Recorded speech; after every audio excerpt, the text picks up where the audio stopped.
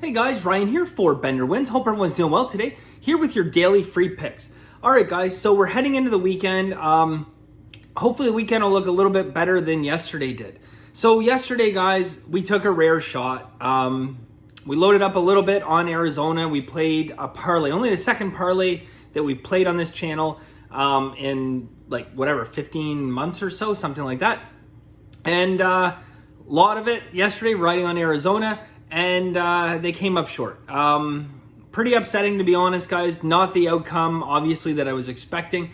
And I'm upset about the outcome, but I'm also upset about the fact that, I felt yesterday's value was so good. And, when you have those situations where you just feel there's so much value on a game and it doesn't work out, it's doubly disappointing. And honestly, guys, I appreciate, the messages yesterday. My expectation, seeing is that, we've kind of conditioned ourselves now that, we don't load up on one team. And yesterday we did. But, I was expecting a lot of hate mail. But I got the opposite of that, guys. I got a lot of people, saying that, hey, they felt the play was right, it just didn't work out, whatever, et cetera, et cetera. I want to address a couple of things that people have kind of pointed out. Here's the reality of the situation. Okay. I know a lot of you guys messaged me about this. Was that a first down when he slid in the first quarter? I mean, we're going back to the first quarter on this, but was that a first down? Yeah, it was a first down. There's no question about it. Okay, the last drive of the game. Were those pass interferences? Probably. I mean, the one for sure was the guy's hand was literally in his face. It was pass interference. But, okay, we're not going to use that as a crutch, or I'm not going to use that as a crutch. And I'll tell you why. Okay? Yes, it was pass interference. Should the ball have been placed on the 1 yard line, and should Arizona maybe have had a chance to put it in? They get a touchdown there, and it's a much different looking day, isn't it? We immediately win 2 of our bets, and our parlay is very much alive. So that last drive, it meant a lot. And here's the situation, though. Should that have been called? Should either of those been called pass interference? Yeah. Okay. But I knew going into this, and I even talked about it, I knew going into this that Tony Corrente was the official. Okay. It wasn't a surprise. It wasn't a shock. And that is what you get with Tony Corrente. So we cannot blame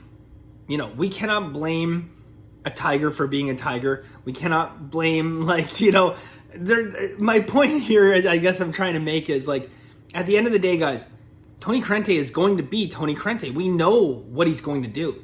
He's made me a lot of money over the years by being Tony Corrente, by, giving me some nice underplays. I thought there was enough value in yesterday's game that it was worth kind of going against him a little bit. But, there's a lot of other officiating crews out there that would have made that pass interference call. Might have got some better spots on that first down earlier in the game. That definitely was a first down. Go back and watch it if you want.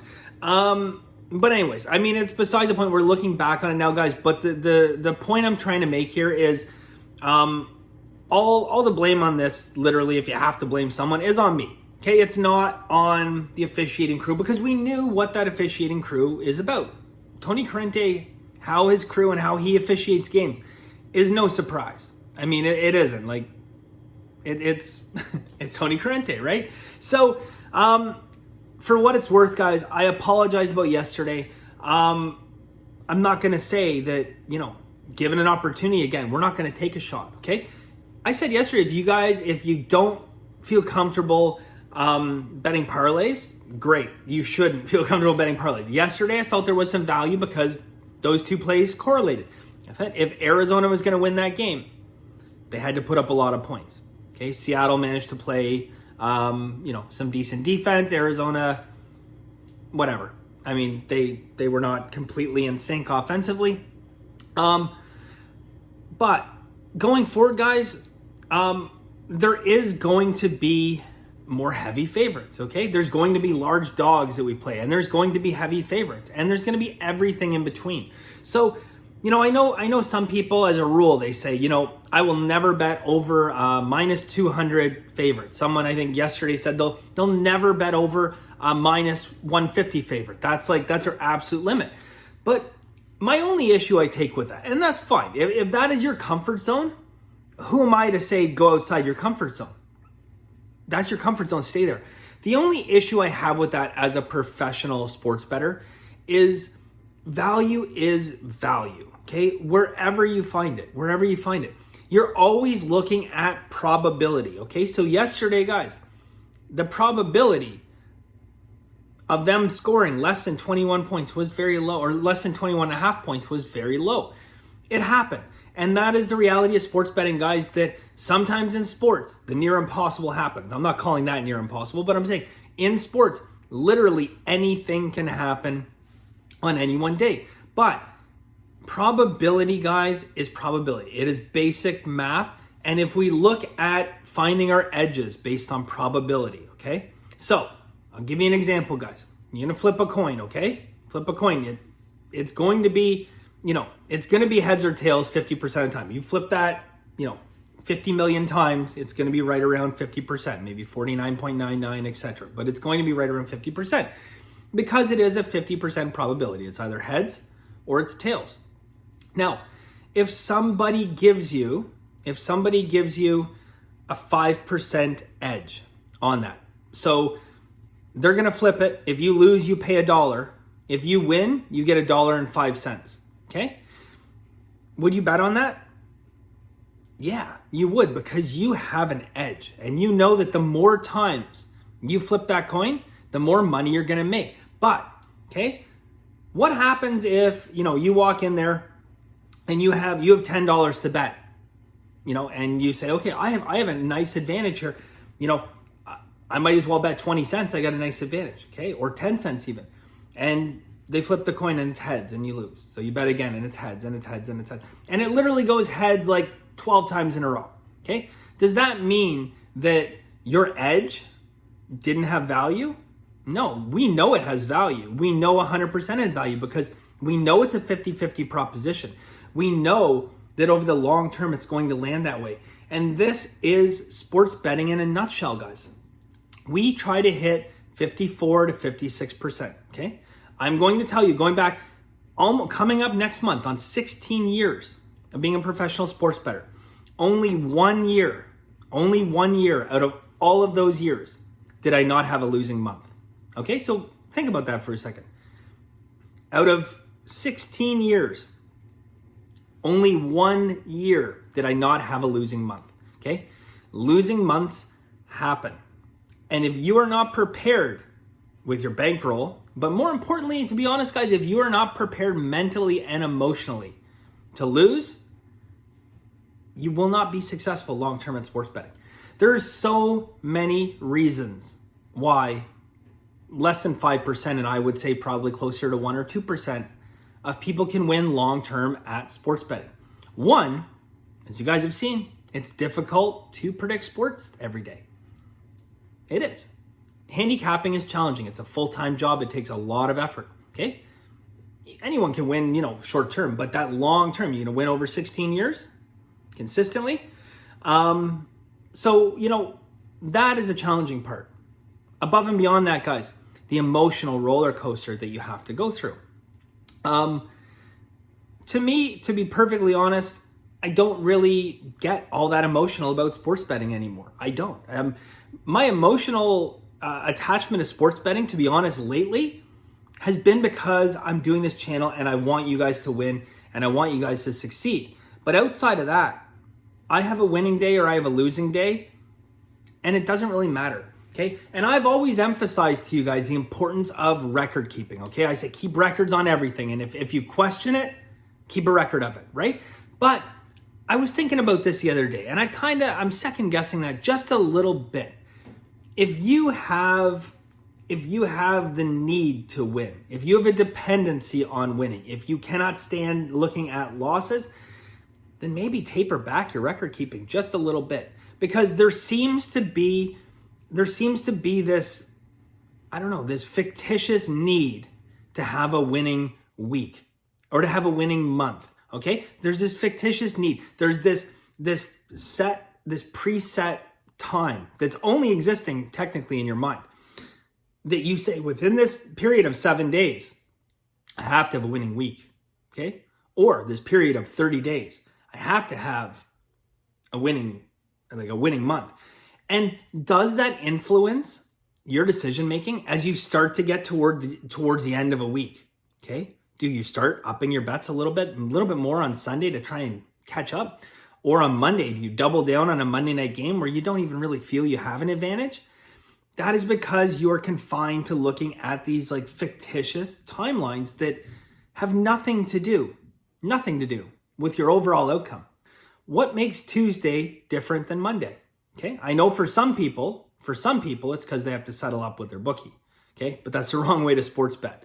At the end of the day, guys, you need to change your mindset. Stop looking at sports betting as day to day or week to week or even month to month, but start looking at sports betting as an overall long-term investment that you're making in yourself. So at the end of the day, guys, if that coin comes up heads 11, 12 times in a row, does it really matter in the end of the day? If you practice good bankroll management, if you're betting, 10 cents a bet and you had unlimited bets for the rest, they'll keep flipping that coin, 5% edge for you. They'll keep flipping that coin as many times as you want. You're betting 10 cents every time. You're going to make money long term, okay? But if you get excited or you get discouraged because you had the heads came up 10 times in a row, you flip a coin 50 million times, there's probably going to be situations where it comes up, 20, 25 times in a row, maybe 30 times in a row. I mean, it's so far outside the realm of probability, but over large enough sample size, things like that happen. So again, guys, I'm sure a lot of you have already fast forward because you're getting ready to try and chase yesterday's loss. But I hope that most of you guys are still listening to this because it's solid advice. And my real goal here, guys, is to educate. Okay? Yes, I want you guys to win. I want you guys to get the free picks, but I want to educate. When I started this channel, if you go back and you watch my very first video, I did the video because I just got tired of hearing, all the bullshit in the industry, all the scam guys saying they're hitting, 65, 70% winners, even 60% winners. Like it's bullshit. Okay. The lies out there and the misconceptions, like there's no other industry on earth where people know less about something that they're committing their money into than this. I mean, not even like investing in the stock market or bonds. I mean, I know some people, they don't know much about it, but they give their money to a financial manager. This industry is so much worse because there's so much BS and propaganda, and I'm trying to explain to you guys exactly how it is, okay? Exactly how it is. If this was easy, 50% of the population will win. Maybe 30%, 10%. Doesn't happen. I know it's not even 5%, although, some claim it 5%. No, it's not. It's like 1 or 2% that win long-term at this. Because there's so many things you have to do properly to win. Having a losing day sucks. Having a losing week sucks. Having a losing month really sucks.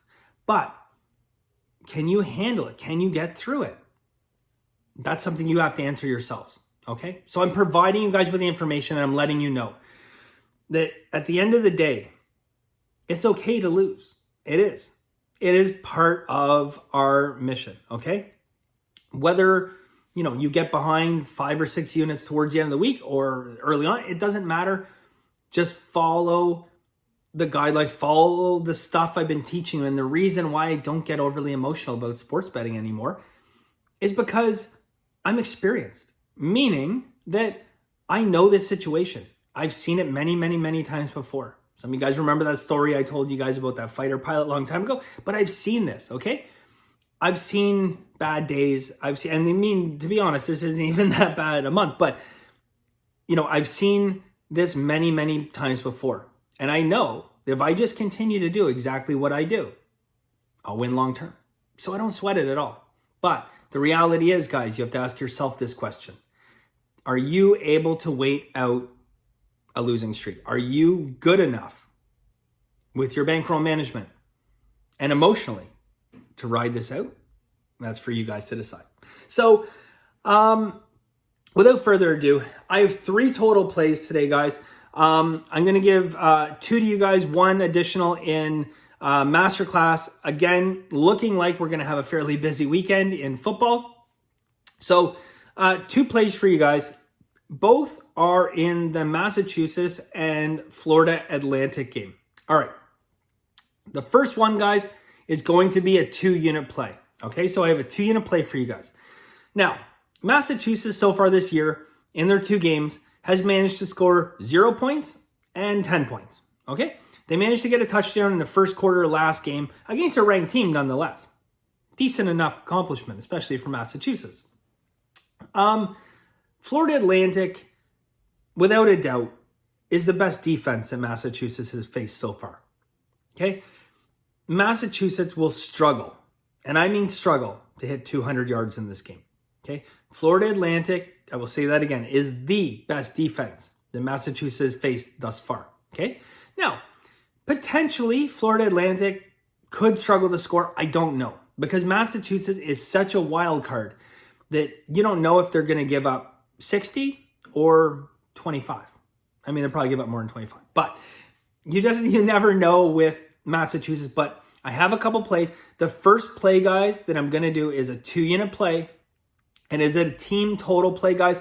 We are going to take Massachusetts team total under 9.5 for the game.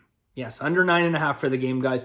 I really honestly don't think that Massachusetts has the tools required to score against Florida Atlantic. Now, above and beyond that, guys, if that were the only thing, I would say it's still a good pick. But they not only have to face the best defense that they faced so far, but they have to do it in a 19-mile-an-hour wind.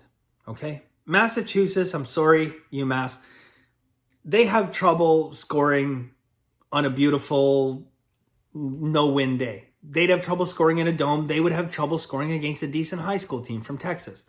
So, with a 19-mile-an-hour wind, facing the best defense they've faced so far on the road, we're going under 9.5 points, 2 units, Massachusetts. Okay? Minus 105. Next, guys. We are going to do a first quarter bet. Okay? First quarter bet. And we are going to take Florida Atlantic. Okay? So, same game, guys. Florida Atlantic minus 7.5 first quarter. So, we basically need them to get, a touchdown and field goal. Touchdown, 2-point conversion, 2 touchdowns, 3 touchdowns, 12 touchdowns, whatever. Over 7 or minus 7.5 Florida Atlantic. First quarter, minus 105. Now, again, guys, I look for Florida Atlantic to come out pretty strong in this game. I don't think, Massachusetts has a great defense. They don't have a great team in general, but their defense is very suspect. Will not be unusual to see Florida Atlantic come out, put up a couple touchdowns, at least, a touchdown and field goal, in my opinion. And at 7.5, guys, I like where that line is set, to be honest, because, in terms of Vegas psychology, where they set lines, I've talked about this before, guys. There's certain lines I like to bet. There's certain lines I stay away from. In terms of, especially when you talk about, halftime bets and stuff like that. This at minus 7.5 says to me, Vegas doesn't really want money on this side. And when you see stuff like, in football, when you see a team come out and, they're minus 13.5 in the second half, or they're minus 6.5, or they're minus 20.5, or the total is 27.5. Okay, these to me, guys, they're scary numbers. They're scary numbers because that is the book saying, look how attractive this is. There's a reason when you go into a store, guys, and something's $10, they don't say $10. They say $9.99 because they want it to look more attractive. And that's what a line like minus 6.5 looks attractive. If this was Florida Atlantic minus 6.5, you'd think, oh boy, Christmas time, right? I like the line better at 7.5, guys. It tells us a story, okay? And that's what we have to interpret. So when I see Florida Atlantic minus 7.5, guys, I like them to get it done, okay?